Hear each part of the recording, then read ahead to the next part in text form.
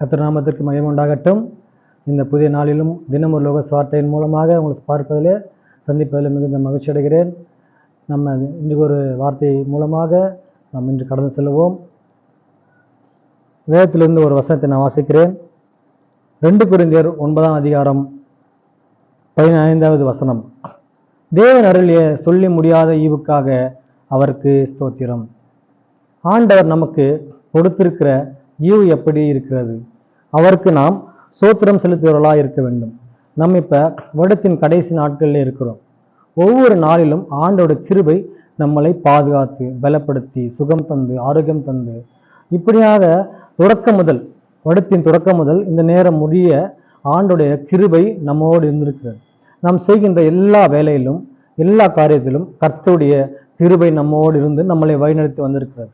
நம்ம நினைக்கலாம், நாம் எல்லாரும் போல தான் வேலைக்கு போகிறோம், எல்லாரும் போல தான் படிக்கிறோம், எல்லாரும் போல தான் வேலை செய்கிறோம், எல்லாரும் போல தான் நம்ம வாழ்க்கை வாழ்ந்து கொண்டோம் நினைக்கலாம். ஆனால் வேதத்தில் பார்க்கிறோம், அவருக்கு மறைவானது ஒன்றும் இல்லை, அவரால் செய்யக்கூடிய அதிசயமான காரியம் ஒன்றும் இல்லை. நீங்கள் உங்களுடைய வாழ்க்கையிலானது எல்லா விதமான காரியங்களிலும் கர்த்தர் உங்களோடு இருந்திருப்பார். ஆண்டு நம்ம கொடுத்துருக்கிற ஒரு கிஃப்ட் அதுதான். அவர் நம்ம கொடுத்துக்கிற ஒரு ஈவு அதுதான். ஆண்டு பிள்ளைகளுக்கு கொடுத்துக்கிற ஒரு வரப்பிரசாதம் அது. நீங்கள் வேலை செய்கிறதா இருக்கலாம், அல்லது நீங்கள் படிப்பதாக இருக்கலாம், அல்லது காலேஜ் போகல இருக்கலாம், அல்லது நீங்கள் பிஸ்னஸ் செய்கிறதா இருக்கலாம், பைக்கில் போகலாம், காரில் போகலாம், நடந்து போகலாம் இருக்கலாம். நம்ம நிறைய தொலைக்காட்சியிலும் செய்தித்தாளிலும் பார்க்கலாம், எவ்வளோ விபத்துக்கள் பார்க்கிறோம், எவ்வளோ ஆபத்துக்கள் நிறைவேறுகிறது. ஆனால் நீங்கள் இன்று நாளிலே சற்று யோசித்து பாருங்கள், ஆண்டு நம்ம எப்படி வழிநடத்தி வந்திருக்கிறான்னு பாருங்கள். எப்போ எங்கிருந்தாவது உங்களுக்கு அந்த ஒரு அதிசயமான ஒரு வல்லமை உங்களுக்கு கிடைத்திருக்கு, ஒரு அதிசயத்தை கர்த்தர் உங்களுக்கு கொடுத்திருப்பார், ஒரு பாதுகாப்பு கர்த்தர் கொடுத்திருப்பார்.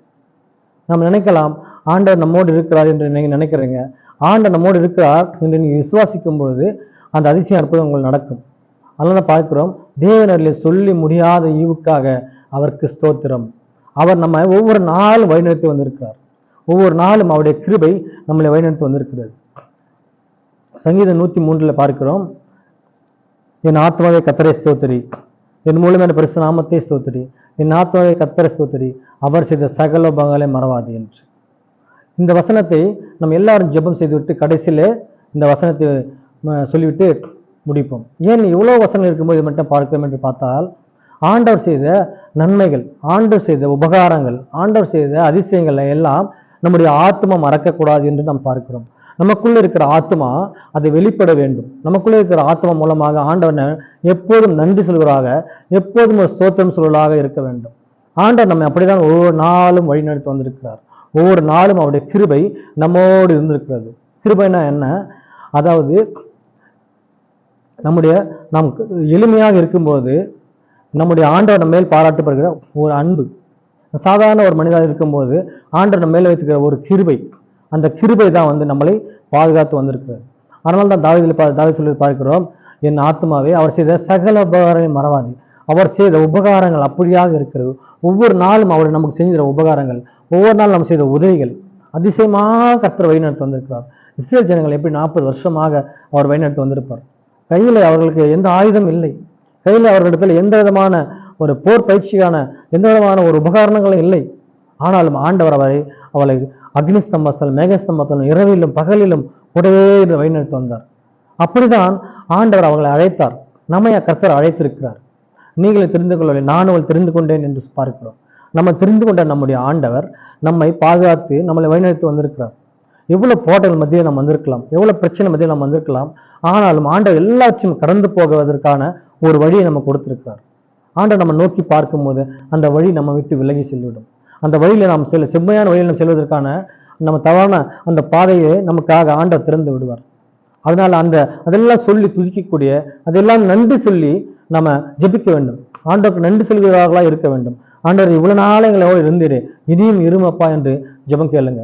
இனியும் எங்களோடு இருங்கன்னு கேளுங்க. ஆண்டவரே, நாங்கள் எவ்வளவு பாவைகளாக இருக்கிறோம், நம்ம எல்லாம் பாவம் செய்து கொண்டே இருக்கிறோமே, ஒவ்வொரு நாளும் பாவம் செய்து கொண்டே இருக்கிறோமே.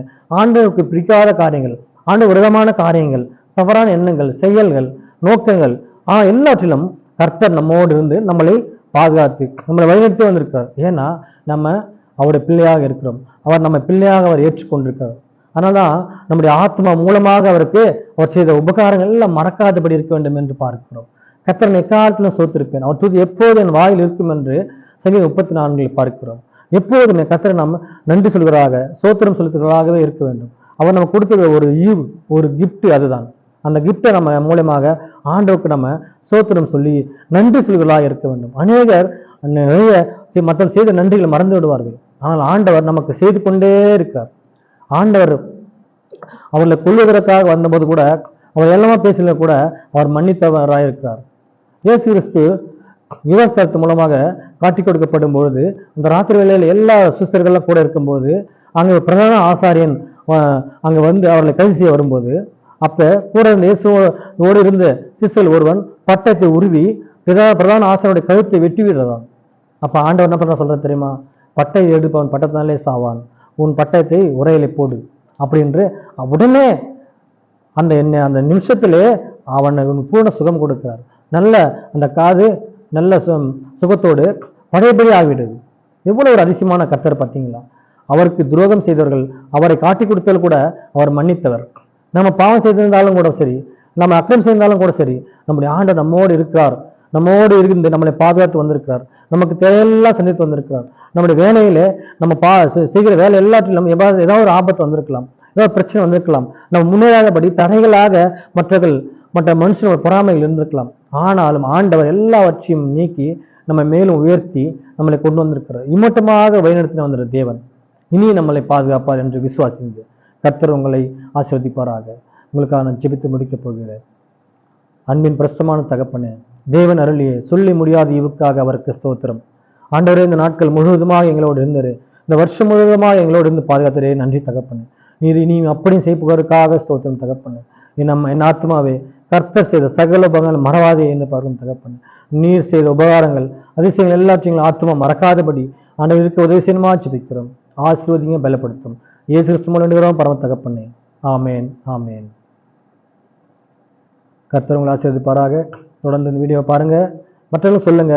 கர்த்தர் தாமே உங்களை ஆசீர்வதிப்பாராக. ஆமேன்.